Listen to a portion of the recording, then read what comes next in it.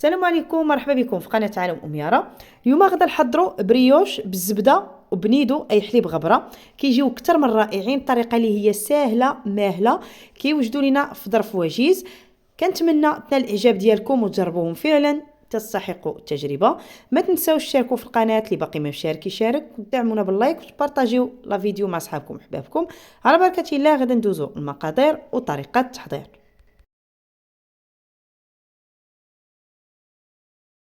كنحتاجو في المقادير كأس ديال الحليب يكون دافي، وكنزيدو عليه الخميره ديال الخبز، وكنزيدو القليل في الاول ديال السكر سنيده او السكر السقي اي سكر بودره. دابا غادا نخلطوا الكل مزيان حتى كيندمجوا لنا المكونات مع بعضياتهم، وغادا نغطيوها وغادا نخليوها حتى كتفاعل. ملي كتفاعل عاد كنزيدو عليها المكونات المتبقيه.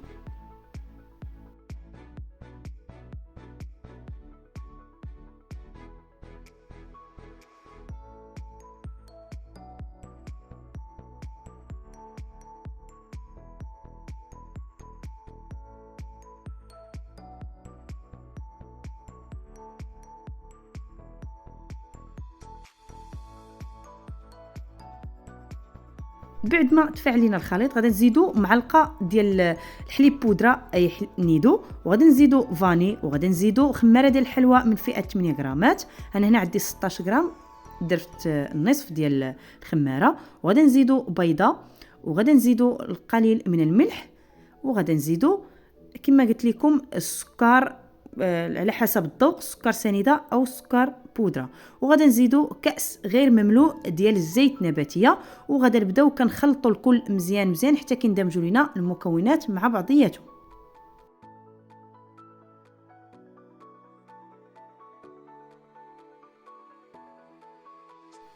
بعد ما خلطنا الكل غادي نزيدو الدقيق الابيض، يكون نوع جيد ويكون مغربل. كنبداو كنضيفوا في الدقيق تدريجيا حتى كنحصلوا على عجين كتكون كتلصق في اليدين، ما تقصحوش العجين.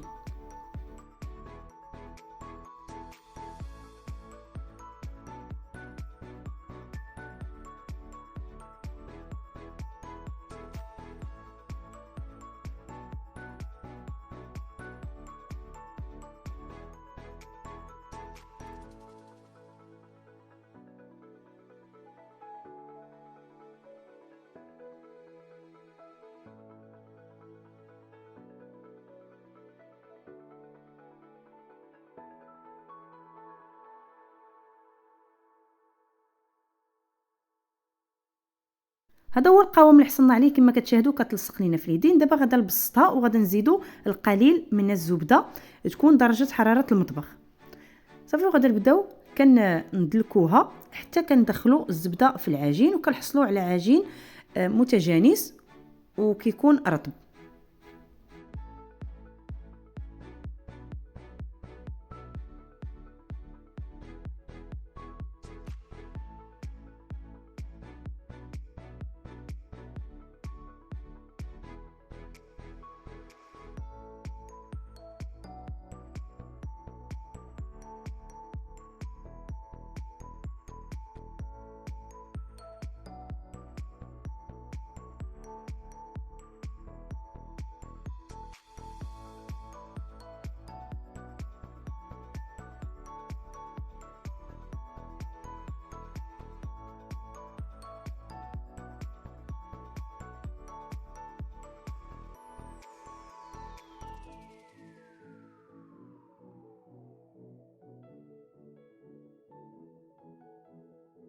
بعد ما جمعنا العجين ودخلت فيها ديك الزبده، هذا هو القوام ديالها. العجينه كتكون رطبه وكتكون رائعه. دابا غادي نوضعوها في اناء وغادا نغطيوها مزيان، وغادا نخليوها حتى كيضاعف الحجم ديالها. بعد ما خمرت لينا وضاعف الحجم ديالها كنخرجوا من هذاك الهواء وكنشكلوها كويرات متساويه.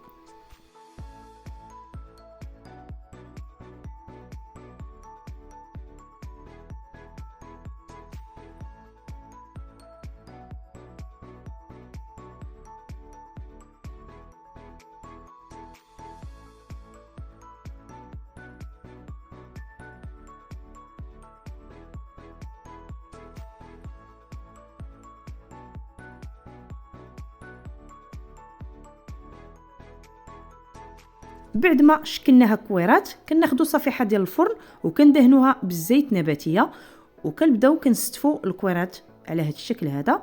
ملي كنستفوهم كنبداو كنبسطوا باليد بالكف ديال يدينا او بالاصابع، كنبسطوهم صافي، وكنبداو كندهنوهم بصفر ديال البيض وقليل من الحليب. ملي كندهنوهم كاملين كنزينوهم باللوز ايفيلي، لكم الاختيار في التزيين اللي بغيتو، انا زينتهم هنا باللوز ايفيلي. من بعد كنزوقوهم وكندهنوهم كما قلت لكم، وكنغطيوهم وكنوضعوهم جانبا حتى يخمروا، كيعاودوا يخمروا المره الثانيه. عاد كندخلوهم الفران درجه حراره 180 درجه، ونتلاقاو نوريكم الشكل النهائي ديالو.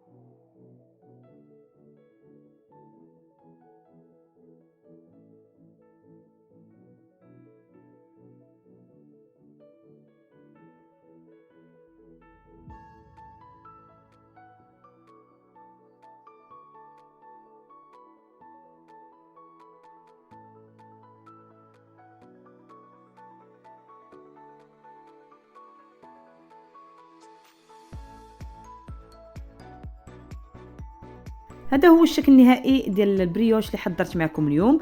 وصفه اللي هي سهله رائعه وكيجيو اكثر من رائعين. كنتمنى تنال الاعجاب ديالكم وتجربوها، فعلا يستحقوا التجربه. ما تنساوش تشاركوا في القناه اللي باقي ما مشارك يشارك، وتدعمونا باللايك وتبارطاجيو لا فيديو مع صحابكم وحبابكم. مع السلامه، فيديو جديد وفكره جديده ان شاء الله.